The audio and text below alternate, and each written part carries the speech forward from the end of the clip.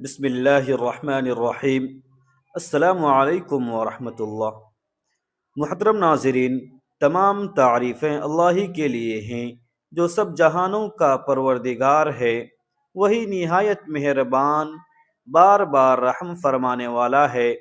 اسی نے ہمیں زندگی عطا کی، ایمان کی دولت بخشی اور ہر نعمت کا دروازہ کھولا۔ وہی دلوں کا حال جاننے والا، دعاؤں کو سننے والا اور خطاؤں کو معاف کرنے والا ہے۔ اے اللہ، تیری حمد ہے ہر حال میں، آسانی میں بھی اور آزمائش میں بھی۔ تیری ذات کامل ہے، تیری صفات بے مثال ہیں اور تیرے فیصلے سراسر حکمت ہیں۔ اللہم لک الحمد کلہ ولک الشکر کلہ وإلیک یرجع الامر کلہ۔ سامعین، صلاۃ الحاجت کیا ہے؟ صلاۃ الحاجت کی فضیلت کیا ہے؟ صلاۃ الحاجت کے کیا فائدے ہیں؟ صلاۃ الحاجت پڑھنے کا طریقہ کیا ہے؟ صلاۃ الحاجت کس وقت پڑھنی چاہیے؟ کیا جب سورج ڈوبنے لگتا ہے؟ نہیں، مگر کیا آپ جانتے ہیں کہ ایک خاص نماز ہے جو اللہ کے دربار میں آپ کی فریاد کو شرف قبولیت بخش سکتی ہے؟ جی ہاں، صلاۃ الحاجت وہ عبادت ہے جو دعا کو بلندیوں تک پہنچاتی ہے، وہ وسیلہ ہے جو ناممکن کو ممکن بنا سکتا ہے۔ یہ ایک ایسی نماز ہے جو حاجت روائی، مشکلات کے حل اور مرادوں کی تکمیل کے لیے نبی کریم صلی اللہ علیہ وآلہ وسلم نے تلقین فرمائی۔ اس کی فضیلت کیا ہے، یہ کیسے پڑھی جاتی ہے اور کیسے یہ آپ کی زندگی بدل سکتی ہے؟ آئیے ان سوالات کے جوابات جاننے کے لیے آگے بڑھتے ہیں۔ کیا آپ نے کبھی سوچا کہ آپ دنیا و آخرت میں ناکامی کا شکار کیوں ہو رہے ہیں؟ رزق کی تنگی، مشکلات کا طوفان، دعائیں بے اثر کیوں لگتی ہیں؟ حقیقت یہ ہے کہ جب ہم اپنے خالق کے سامنے جھکنے سے کتراتے ہیں تو کامیابی کیسے مل سکتی ہے؟ نماز صرف ایک عبادت نہیں بلکہ مومن اور کافر کے درمیان حد فاصل ہے۔ پیران پیر شیخ عبد القادر جیلانی رحمۃ اللہ علیہ تو یہاں تک فرماتے ہیں کہ جو شخص 3 جمعے جان بوجھ کر چھوڑ دے، اسے مسلمان کے قبرستان میں دفن نہ کرو اور اس کے گھر کو آگ لگا دو۔ سوچیں، جب نماز ترک کرنے پر ایسی سخت وعید ہے تو پھر کامیابی کیسے ممکن ہو سکتی ہے؟ لوگ وظائف اور عملیات تو کرتے ہیں مگر نماز سے غفلت برتتے ہیں اور پھر شکوہ کرتے ہیں کہ دعائیں قبول نہیں ہو رہی ہیں۔ یاد رکھیں، جب تک آپ سچے پکے نمازی نہیں بنیں گے، کوئی وظیفہ، کوئی عمل، کوئی دعا فائدہ نہیں دے گی۔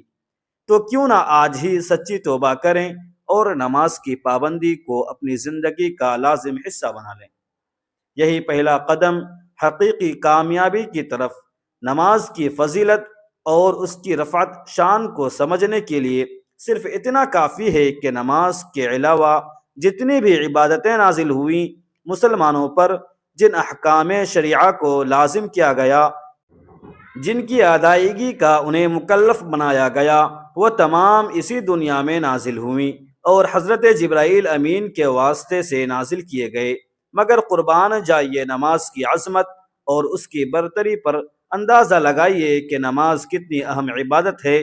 اللہ تبارک و تعالی نے جناب محمد رسول اللہ صلی اللہ علیہ وسلم کو دربار شاہی میں بغیر کسی واسطے کے بلایا اور آپ صلی اللہ علیہ وسلم کو اس اہم ترین عبادت کا حکم دیا۔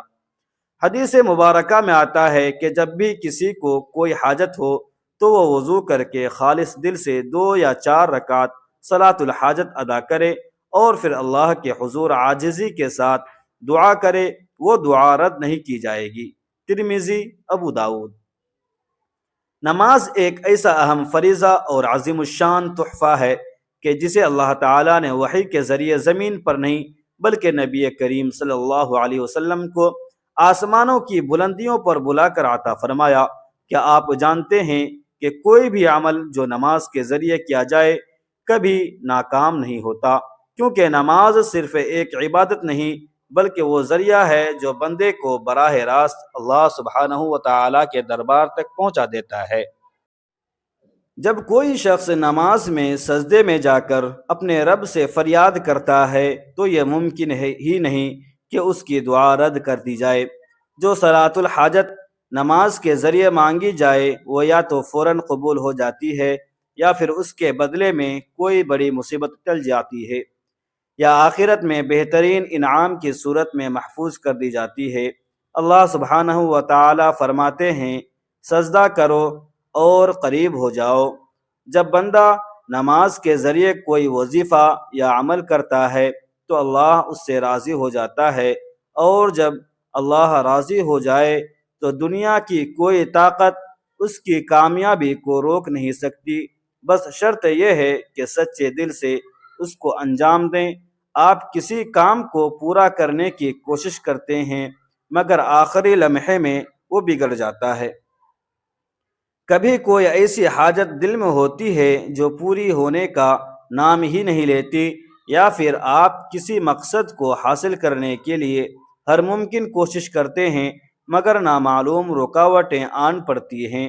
جب دنیا کے سارے دروازے بند نظر آئیں، جب ہر کوشش ناکام ہوتی دکھائی دے، تب صرف ایک ہی دروازہ کھلا رہتا ہے، اللہ کا دروازہ، اور اس دروازے پر خالص دل سے 2 یا 4 رکعت صلاۃ الحاجت ادا کرے اور پھر اللہ کے حضور عاجزی کے ساتھ دعا کرے، وہ دعا رد نہیں کی جائے گی۔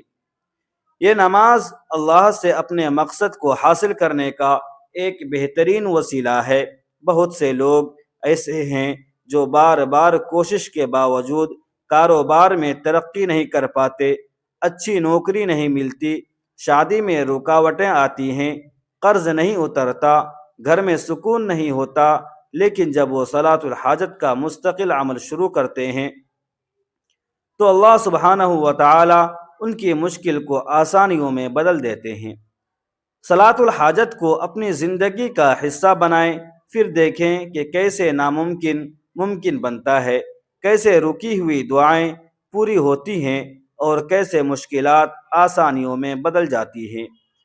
یہ نماز صرف حاجتوں کی تکمیل کا ذریعہ ہی نہیں بلکہ اللہ کے قرب کا بہترین ذریعہ ہے۔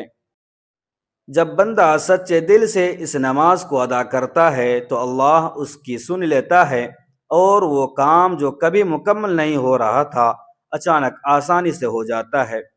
ہزاروں لوگوں نے صلاۃ الحاجت کو آزمایا، بے شمار لوگوں نے اس کے کرشمات اپنی آنکھوں سے دیکھے، اور وہ سب ایک ہی بات کہتے ہیں، یہ واقعی ایک معجزہ ہے۔ تو دیر کس بات کی، آج ہی صلاۃ الحاجت کا عمل شروع کریں اور پھر اپنی آنکھوں سے اس کا اثر دیکھیں۔ محترم ناظرین، اگر آپ چاہتے ہیں کہ آپ کی دعا جلدی قبول ہو اور آپ کی حاجت پوری ہو تو صلاۃ الحاجت کے لیے بہترین وقت وہ ہے جب اللہ کے دربار میں دعا کی قبولیت کے دروازے سب سے زیادہ کھلے ہوتے ہیں۔ سب سے مؤثر وقت تہجد کا وقت ہے، یعنی رات کے آخری پہر، جب دنیا سو رہی ہوتی ہے اور رب کائنات اپنے بندوں کی طرف خاص رحمت کی نظر فرما رہا ہوتا ہے۔ حدیث مبارکہ میں آتا ہے کہ اللہ سبحانہ و تعالی رات کے آخری حصے میں آسمان دنیا پر نزول فرماتے ہیں اور پکارتے ہیں، ہے کوئی مجھ سے مانگنے والا کہ میں اسے عطا کروں، ہے کوئی مغفرت طلب کرنے والا کہ میں اسے معاف کر دوں۔ اس وقت اگر کوئی شخص وضو کر کے صلاۃ الحاجت ادا کرتا ہے اور دل کی گہرائیوں سے دعا کرتا ہے تو اس کی دعا رد نہیں کی جاتی، البتہ نماز فجر کے بعد، عین زوال کے وقت اور مغرب سے پہلے نوافل ادا کرنا منع ہے، اس لیے ان اوقات میں صلاۃ الحاجت نہ پڑھی جائے۔ محترم ناظرین، ہم بات کر لیتے ہیں کہ صلاۃ الحاجت پڑھنے کا طریقہ کیا ہے۔ آپ کو اپنی نوافل صلاۃ الحاجت کی نیت کر لینی ہے کہ میں نیت کرتا ہوں 2 رکعت صلاۃ الحاجت کی، واسطے اللہ کے، منہ میرا کعبہ شریف کی طرف، اللہ اکبر۔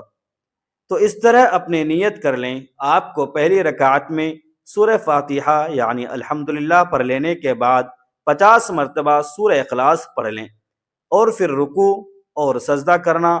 اب آپ کو ہر سجدے میں سجدے کی تسبیح سبحان ربی الاعلیٰ 3 مرتبہ پڑھ لینے کے بعد قرآن پاک کی سب سے مشہور آیت لا الہ الا انت سبحانک انی کنت من الظالمین، اس کو 50 مرتبہ پڑھ لیں، اور پھر دوسری رکعت کے لیے کھڑے ہو جانا۔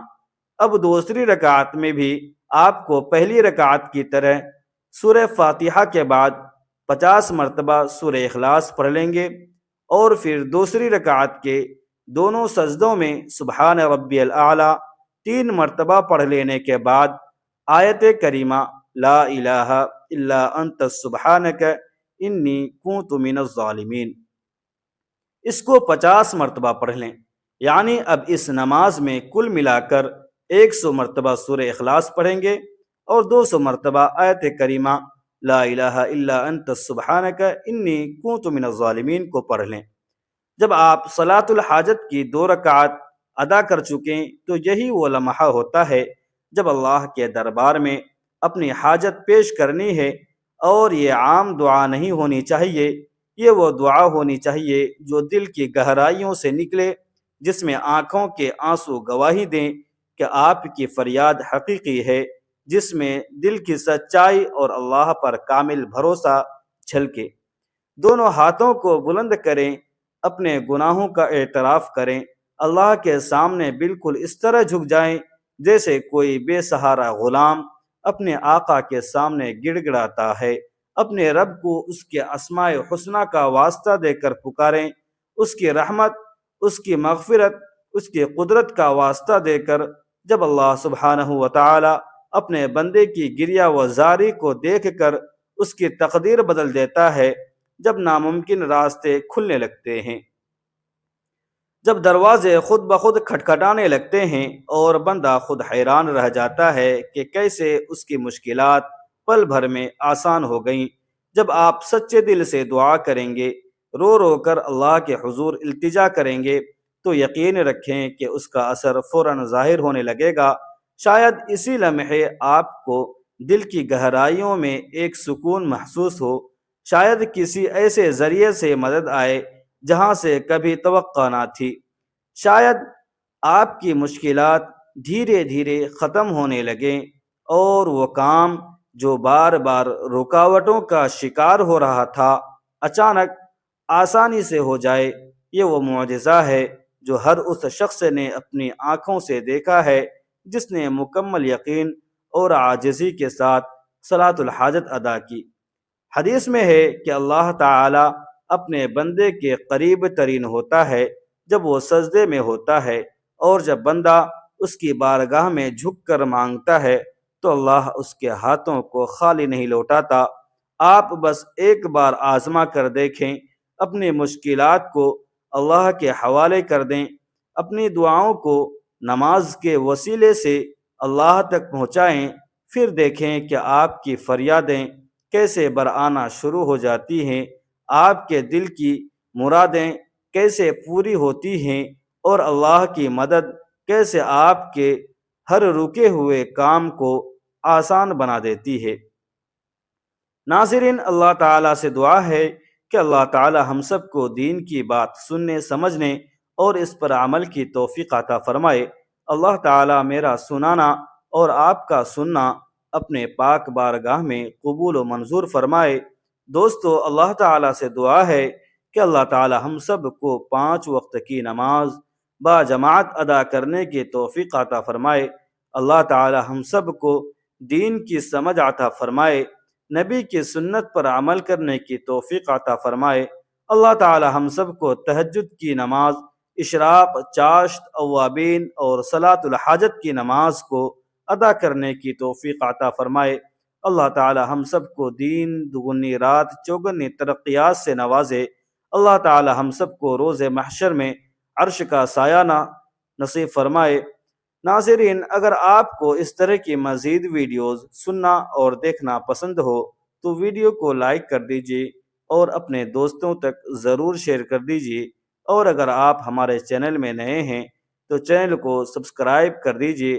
خصوصاً اپنے رزق میں وسعت اور کشادگی کے لیے اللہ تبارک و تعالیٰ کے 99 بابرکت ناموں میں سے کوئی ایک نام کمنٹ سیکشن میں ضرور ٹائپ کریں۔ ملتے ہیں پھر اگلی ویڈیو میں، تب تک کے لیے اجازت دیجیے۔ خدا حافظ۔ السلام علیکم ورحمۃ اللہ وبرکاتہ۔